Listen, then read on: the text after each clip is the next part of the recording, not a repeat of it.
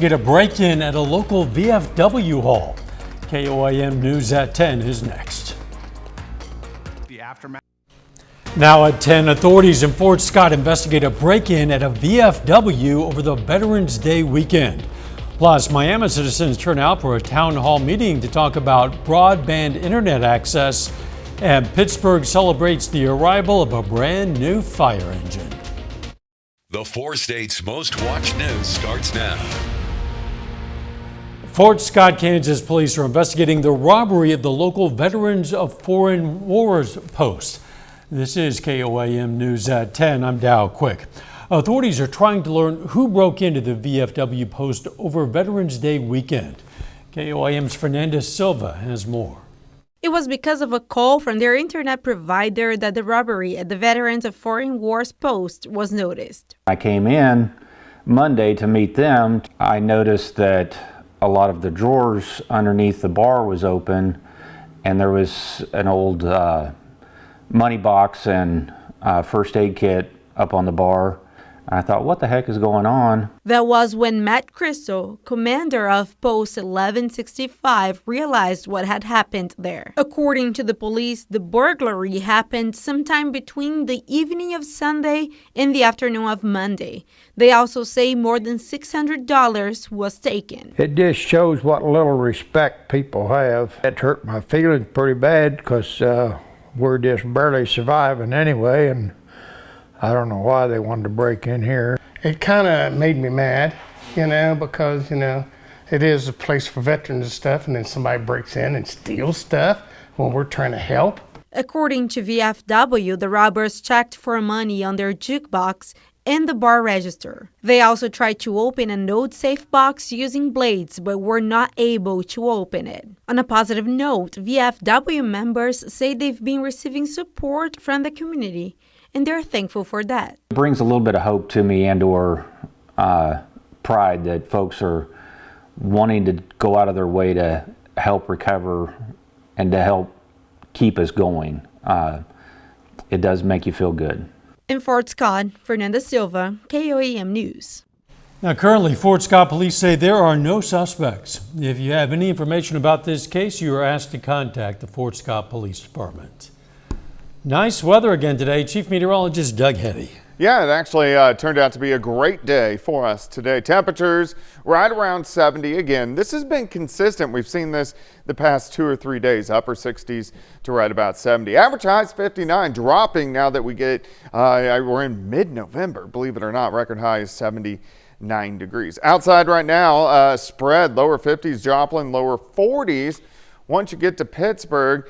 But most of us low to mid 40s to near 50 degrees. And I think most of us will stick into lower 40s later on tonight. Clear skies, not a whole bunch going on. So as we look into the morning hours, slide back to about 44 by 7 a.m. But we have sunshine to start the day, and then we rebound back to 60 by 10 a.m. Still, it's going to be mild over the next couple days, but we do have changes working in just in a few days. We're going to be discussing that here in just a bit. We'll see you then. Joplin City Council member Kate Spencer announced her resignation from the position. Spencer was elected to a general seat on the council in 2022. Mayor Doug Lawson says Spencer is resigning for family reasons. There are still 2 years left on the term for Spencer's general seat. It'll be up for election in April. Because it's only for 2 years, it will not compete with the 2 full general seat terms up for election next year. Superintendent of Pittsburgh Schools announced his retirement. Richard Proffitt is stepping down after 34 years in education. During that time, he served as a teacher, coach, building administrator, and superintendent in 5 districts across Kansas before becoming the superintendent of Pittsburgh in 2018. Proffitt plans to finish out the school year and officially retire on June 30th.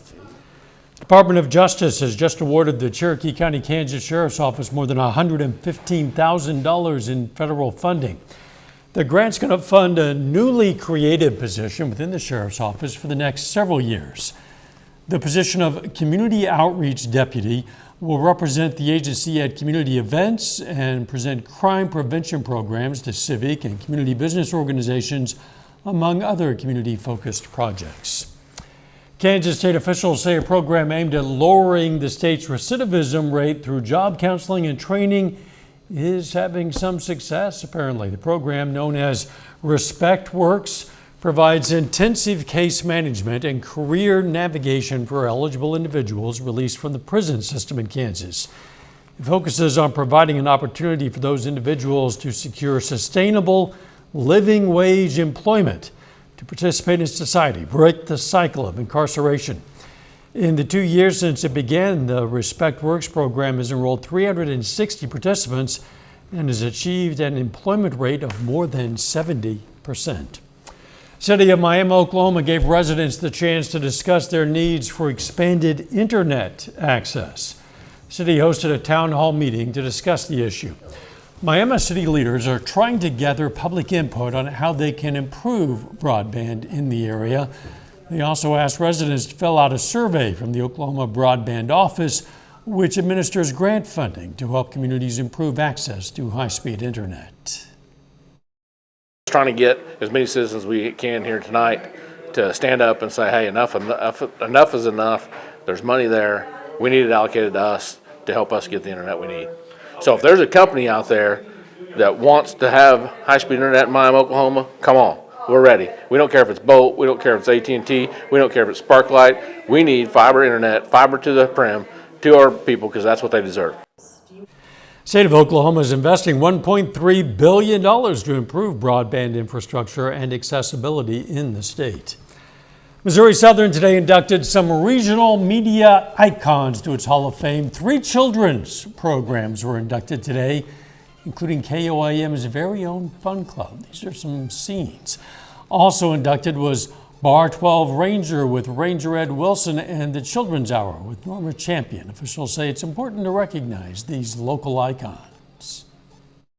This is an award ceremony, but we will be airing our documentaries that we created for these children's programming shows, for the Black-owned newspapers on our station, KGCS TV. We'll also be putting them on our YouTube site, so if anyone didn't get a chance to see it and wants to, they'll have a chance to do that in the future, in about a week or 2. Yeah, also inducted were the Black-owned newspapers, the Joplin Uplift, the Joplin Advance, and the Afro-American Leader, as well as John Hoffman, the general manager at KSNF. Our congratulations. Pittsburgh Fire Department has brand new fire trucks. City commissioners and firefighters gathered today at Fire Station Number 1 for a push-in ceremony for that new engine. It's a tradition for the department whenever they get a new piece of equipment. This is huge for us. Technology and vehicles are constantly evolving, along with the dangers that we face, the different types of fires and getting around this city safely and quickly. We were in need of a new truck, and this was the right time for us to latch onto this one. The fire chief also presented service awards to a group of firefighters who delivered a baby while on call earlier this year. Coming up, the MIAA regular football season is over, and that means it's time to hear who made the all-conference teams. John's going to have details for us in sports. But first, a pro-Israel rally in our nation's capital draws tens of thousands of supporters. Tonight, the House of Representatives passed a short-term spending bill that would avert a government shutdown.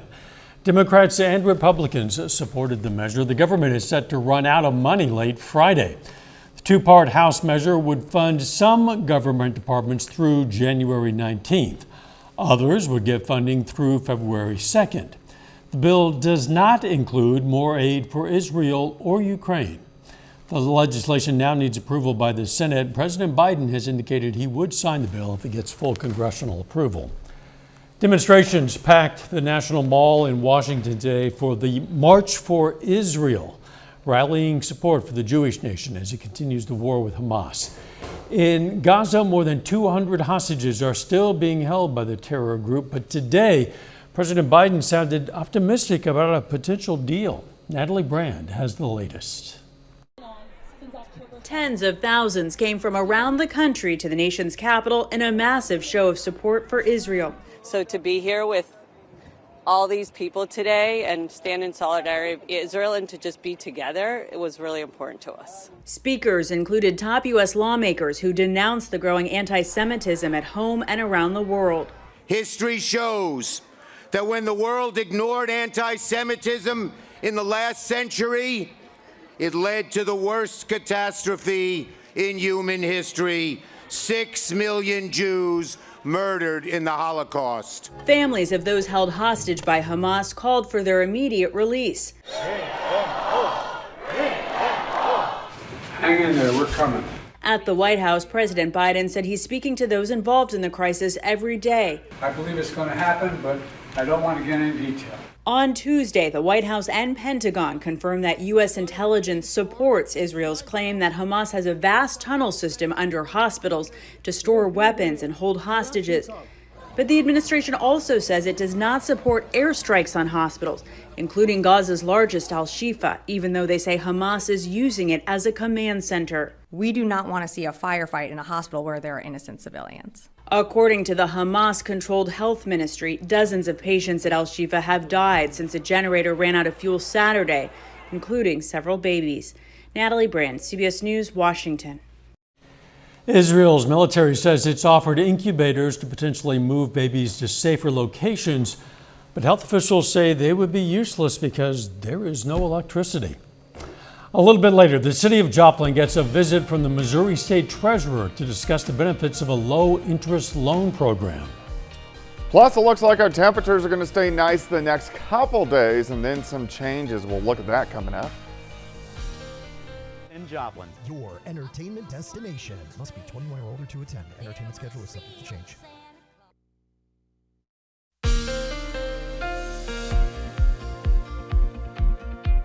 Well, it definitely turned out to be another nice one for us today. Temperatures have been fantastic. We can go back to last Saturday, even last Friday. We were in the lower 60s and then warmed into the upper 60s, 70s yesterday, right about 70 once again for us today. But if you look at our month, because we're about halfway through, majority of the days have been above normal, and we're going to continue to see that trend as we go through the next couple days, and then we're going to start to see some changes.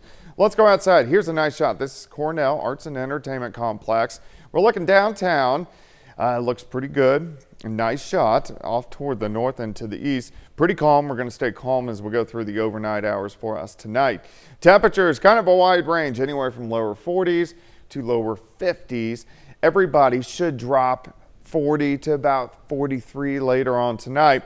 Visibility is good. Southerly winds look good at about 5 to 10. But our winds are going to pick up a bit as we go through the next couple days. Not too bad tomorrow. Gusts kind of 10 to 20, but they jump in that 20 to 30 mile per hour range once we get into Thursday, as that will be our next storm system, or at least the beginnings of our next storm system. Clear skies for us right now. No worries. Clear skies stick around the entire Central Plains tonight. One little wave across southeastern parts of the U.S. heading away from us, but I'm watching our waves kind of starting to stack up out across the Pacific Northwest into the Gulf of Alaska. And this is going to give us a big pattern shift as we go into next week. This is our whole pattern, but we are about ready to roll into about a 2-week stretch that is a little bit more active with this pattern. All right, for us tonight, dropping back 42 Chinook, 40 in Miami, Carthage down to about 42 degrees. We warm mid to upper 60s by noon. I think most of us right around 70, 71. Fort Scott 71, Welch 71, Neosho up to about 69. Tomorrow night we drop back mid 40s once again, and then as we go into Thursday, clouds increase all day long by Thursday, so mostly cloudy skies by the afternoon, but still temperatures upper 60s to near 70 degrees. Clouds continue to thicken Thursday night. We get a cold front that rolls in Friday morning. There's not a lot of moisture. We may get a sprinkle or two or a quick little shower, and that should be just about it. But Friday will start to cool down a bit, but not until then. So your Wednesday still looks good. 44 to start, 67 by noon, 69 by 4, high temp right around 70 degrees. All right, let's head into the weekend. We look good. It's cooler on Friday. Saturday also right around 60 degrees, but dry. Most of Sunday looks good, mid-60s, but clouds increase late, and then here comes the rain. Sunday night, a cold rain all day Monday, maybe even a little bit of snow flakes trying to mix in by Tuesday. Another wave comes in right after Thanksgiving. The reason we're looking at this is because next week is a big travel week ahead and also right after Thanksgiving. Until then, we look good. 70 tomorrow, 70 on Thursday, 59 on Friday, back to 61 on Saturday. Yeah, people need to be aware that the roads could be wet. At least as they're wet, traveling. yeah. So. Thanks, Doc. Missouri State Treasurer today met with the Joplin Chamber of Commerce to discuss the local impact of MoBucks. That's a program that has low interest loans available for farmers, small business owners during a time of historically high interest rates. In Berry County, for example, the MoBucks program has provided $572,000 in small interest loans during the past program years. The State Treasurer's Office anticipates accepting new applications for loans beginning January 2nd. Season of Giving continues today at the Solace House. The chapter of 100 Women Who Care, Jasper Newton, presented a donation of $3,800 to the Solace House of the Ozarks. The Solace House provides a home setting for the dying and their families at no cost. It partners with hospice care, medical providers, and community members to provide 24-hour assistance to families. Still ahead, 19 Pitt State football players receive all MIAA honors, and 10 members of the Missouri Southern football team receive all-conference recognition as well. John Dales has those stories and a lot more. It's coming up next. Saturday, December 16th. With Ashley's price match guarantee, only at Ashley.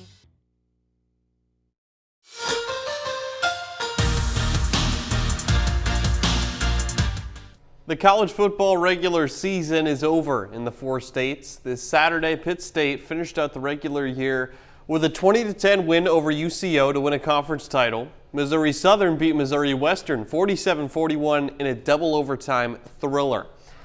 Today, the MIAA releases its all-conference teams. 19 Pitt State players receive all MIAA honors. In the first team, 7 Gorillas find themselves. Tight end Devin Garrison, as well as offensive lineman Trace Jeffries. Then on the defensive side, defensive lineman Dubemo Conquo, linebackers Jack Barkley and Alex Gaskill, and defensive backs Michael Lacey and Rico Payton are all on the first team as well. Gorilla QB Chad Dodson on the second team, along with O-lineman Zane Madison, D-back Jalen Fuchsa, and freshman kicker Austin Schmidt. 8 more Gorillas round out the third team and honorable mentions. That full list is on the sports page on our website. Meanwhile, Missouri Southern also well represented on the all MIAA teams. 10 Lions on there. Deontay Campbell leads the way. The tight end is on the second team all conference after 6 touchdowns and 500 receiving yards in 2023. O-lineman Kenny Furman, kicker Drake Reese, wideout Jaden Stoshak, and linebacker Colton Winder all get selected to the third team all MIAA. Then Ife Current, Ian McSwain, Luke Sampson, Joaquin Tapasoa, and Dylan Wright all receive honorable mentions. And again, you can find the full list of Missouri Southern players as well that receive all conference honors. That's on the sports page on our website, KOAMnewsnow.com/sports. And if you want to experience Saturday's Pitt State MIAA championship clinching victory, like you're right there on the sidelines, the sports team here at KOAM is excited to introduce a new video series called Sideline Pass. Our first edition, live right now, gives you sideline access, pregame, in-game, and the championship celebration after the final whistle of Pitt State's 20-10 victory over Central Oklahoma. You can find it on our website, KOAM YouTube page, my Facebook, or Twitter, and we hope you enjoy. Over to high school football. We're nearing the final stretch of the playoffs, have just 7 of our local teams remaining in the postseason. Now this weekend, all 7 of those teams battling to keep their seasons alive. In Kansas, Colgan is our only team remaining. The Panthers host a state semifinal this Friday at home. In Missouri, Lamar, Seneca, Webb City, Nevada, and McDonald County. That's 5 schools all playing in the state quarterfinal matchups this Friday and Saturday. Then in Oklahoma, Wyandotte is our lone team remaining in the Sooner State. The Bears go on the road for a second-round playoff game this Friday. Back to Pitt State, I'm sure it's nice to get the recognition for those 19 players. For them right now, though, they are focused on the playoffs. They're looking ahead to that next game against UIndy. You might remember they beat last year in the first round. Yeah, it's going to be an exciting time at Pitt again. Should be. And I was at that game on Saturday. It'll be interesting to rewatch the game Yes. from the sideline perspective. Yeah. I'm going to have to check it out. We'll be right back. Hurt on the job, you're going to have a lot. Arthur Fields, a four-state hero. Hey, don't forget, you can be the first to know about the day's weather, breaking news, events in our area, so much more. All you have to do is go to KOAMnewsnow.com and you can download the news app. The QR code on your screen will take you right to everything you need. Hey, students at McDonald County High School have raised funds to put on a community Thanksgiving dinner.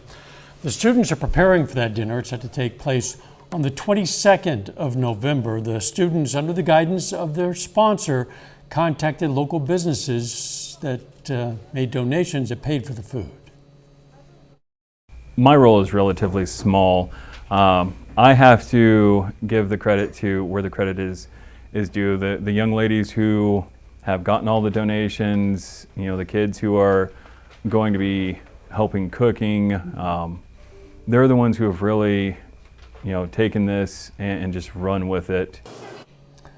Holt says the students raised close to $5,000 to put on this event. It's always an important event, but especially so this year because of the closing of the Tyson plant in Knoll, and the students wanted to do something to help a lot of families who certainly could use some help right now. Absolutely. I'm sure there's going to be some that need it. So. You bet. The weather looking nice, guys. It does. High temps right around 70 again as we go into the next couple days. Cooling down by Friday, but really no rain chances until the second half of the weekend. Final sports note. Over D1 college football, a little bit of a shake-up in tonight's college football playoff rankings. It was Ohio State in the #1 spot the past couple of weeks. Now the two-time defending champ Georgia back in the #1 spot. Wow. Thanks for joining us. Don't forget the morning show, 5 a.m. Let's make it a great tomorrow.